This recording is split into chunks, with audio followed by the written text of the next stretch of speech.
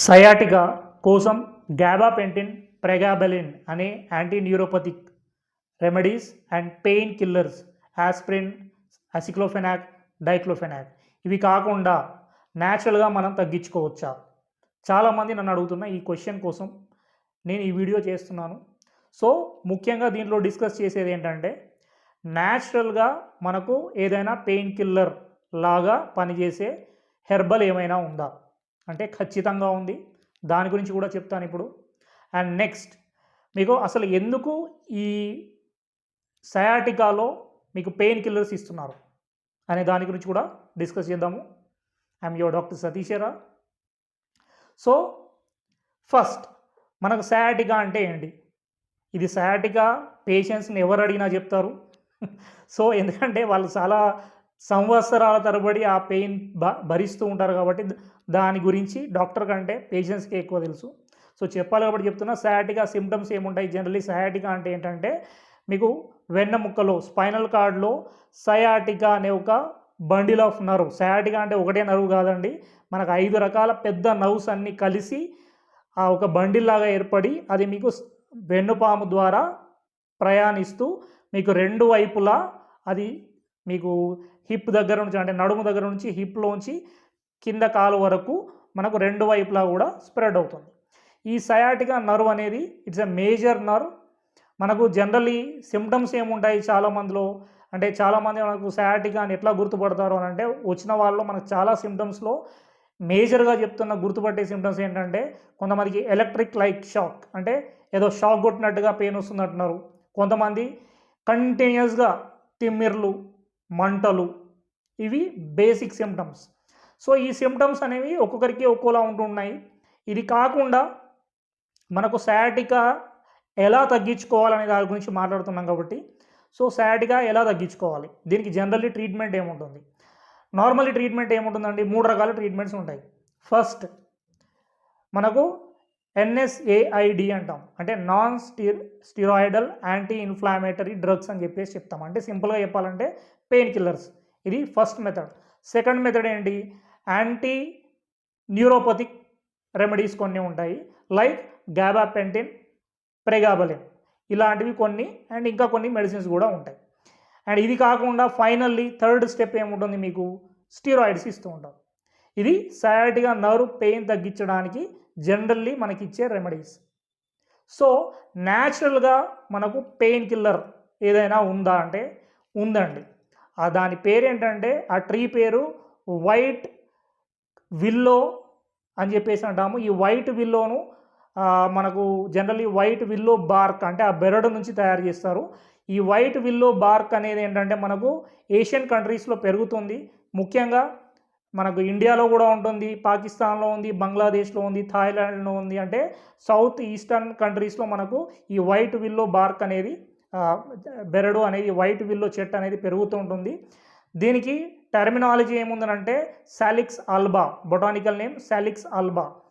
ఈ Salix alba అనే tree మనకు జనరల్లీ ఇది ఎక్కువగా చైనీస్లో వాళ్ళు పూర్వకాలంలో చైనీస్లో వాళ్ళు ఏం వాడేవాళ్ళంటే ఈ బెరడును తీసుకొని మీకు మెడిసిన్ లాగా తయారు చేసి రెగ్యులర్గా తీసుకుంటున్నప్పుడు మనకు కొంచెం ఇది ఎలా పనిచేస్తుంది?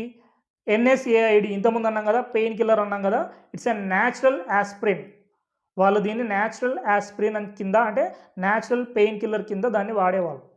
సో మనం పెయిన్ కిల్లర్ తీసుకోకుండా ఈ వైట్ విల్లో బెరడును వాడుకుంటే మనకు మ్యాక్సిమం ఆఫ్ ద టైమ్స్లో పెయిన్ కంట్రోల్ అవుతూ ఉంటుంది. సో దీంట్లో ఉండే సాలిసిన్ అనే ఒక కెమికల్ మీకు anti inflammatory, anti neuropathic medicine లాగా మనకు యూజ్ అవుతుంది. ఇంకా మనకు నెక్స్ట్ ఏంటి? మనకు మేజర్గా యాంటీ న్యూరోపతిక్ రెమెడీస్ కొన్ని ఉంటాయి. ఏముంటాయి మనకు? ఇప్పుడు ఇంతకుముందు చెప్పుకున్నట్టు ప్రెగాబలిన్ కావచ్చు, గాబాపెంటిన్ కావచ్చు.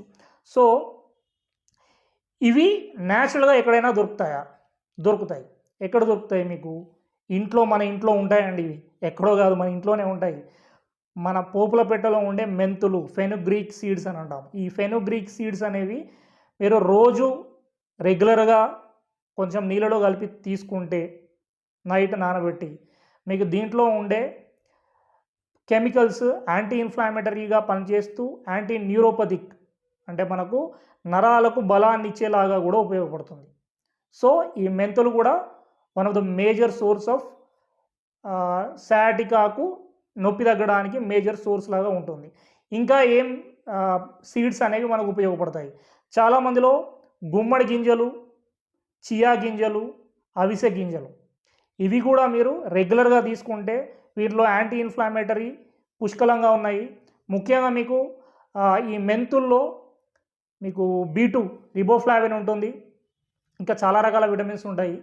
ఈ విటమిన్స్ అన్నీ కూడా మీకు ఈ విటమిన్ B కాంప్లెక్స్ జనరల్లీ మనకు ఈ నరాలకు సంబంధించి ఏదైనా ప్రాబ్లం వచ్చినప్పుడు విటమిన్ B కాంప్లెక్స్ ఇస్తూ ఉంటారు. దీంట్లో ఈ మనకు పుష్కలంగా ఉంటాయి. దేంట్లలో మనకు గుమ్మడి గింజలలో, చియా గింజలలో, అవిసె గింజలలో, మెంతులలో చాలా ఉంటాయి. సో ఇవి రెగ్యులర్గా తీసుకోండి. అండ్ ఇవి కాకుండా ఇంకేమైనా ఉన్నాయా? రెగ్యులర్గా మన ఇంట్లో వాడుకునే అల్లం, వెల్లుల్లి, ఇంకా పసుపు. ఈ అల్లం, వెల్లుల్లి, పసుపు కూడా మేజర్లీ యాంటీ ఇన్ఫ్లామేటరీగా ఉన్నాయి. ముఖ్యంగా మనకు అల్లంలో ఉండే జింజరాల్ అండ్ వెల్లుల్లిలో ఉండే మనకు అలిసిన్, ALICIN అంటాం. ఈ వెల్లుల్లిలో ఉండే అలిసిన్ ఇవి రెండు కూడా యాంటీ ఇన్ఫ్లామేటరీగా ఉంటాయి. అండ్ మీకు ఈ నరాల పైన ఇన్ఫ్లామేషన్ తగ్గించడానికి, ఈ ఆక్సిడేటివ్ స్ట్రెస్ని తగ్గించడానికి చాలా బాగా ఉపయోగపడతాయి. సో ఇవి రెగ్యులర్గా మీరు తీసుకుంటే చాలా సంవత్సరాల నుంచి మీరు సయాటికా నర్వ్ పెయిన్తో బాధపడుతున్నప్పుడు ఇవి రెగ్యులర్గా తీసుకోండి, మీకు ఖచ్చితంగా రిలీఫ్ వస్తుంది. ఎప్పుడు ఈ పెయిన్ కిల్లర్స్ వెంట లేకపోతే ఈ స్టీరాయిడ్ అంటే ఏంటండి? సింపుల్. స్టీరాయిడ్ అంటే ఏంది? మత్తు మందు. సో మత్తు మందు తీసుకొని మీరు దాన్ని మొత్తం కంప్లీట్గా మీకు మీ బాడీ దానికి అలవాటు పడిపోయేదాకా మెడిసిన్స్ తీసుకొని తర్వాత తీసుకోకపోతే చాలా ఇబ్బందులు పడతారు. సో న్యాచురల్గా ఇవి ఇప్పుడు చెప్పినట్టు ఇవి తీసుకోండి.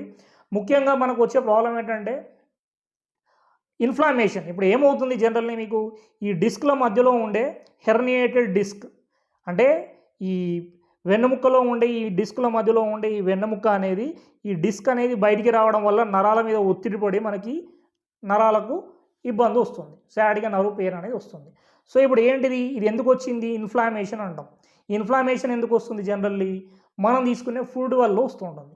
ఏ ఫుడ్ ఎక్కువ తీసుకుంటాం? మనం ఇప్పుడు వాడే వంట నూనెలు ఉన్నాయి. ఇవన్నీ కూడా మనకు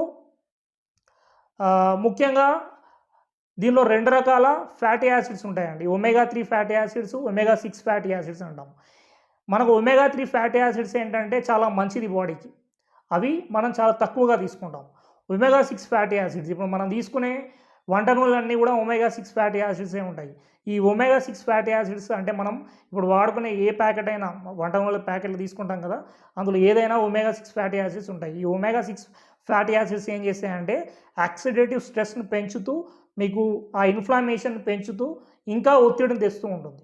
సో అందుకోసం చాలా తక్కువగా మీరు ఈ omega-6 ఫ్యాటీ యాసిడ్స్ తీసుకుంటే వీటి బదులు మీరు ఎక్కువగా కొబ్బరి నూనె వాడుకోవడం వంట నూనెలో, లేకపోతే ఆలివ్ ఆయిల్ వాడుకోవడము, లేకపోతే గానుగ నూనె వాడుకోవడం, ఇట్లాంటివి లేదు మీకు ఇంకా సన్ఫ్లవర్ సీడ్స్ వాడుకోవడము నూనెలు, ఇట్లాంటివి వాడుకుంటే న్యాచురల్గా మీకు omega-6 ఫ్యాటీ యాసిడ్స్ అనేవి తగ్గుతాయి, ఇన్ఫ్లామేషన్ తగ్గుతుంది, వాపు తగ్గుతుంది.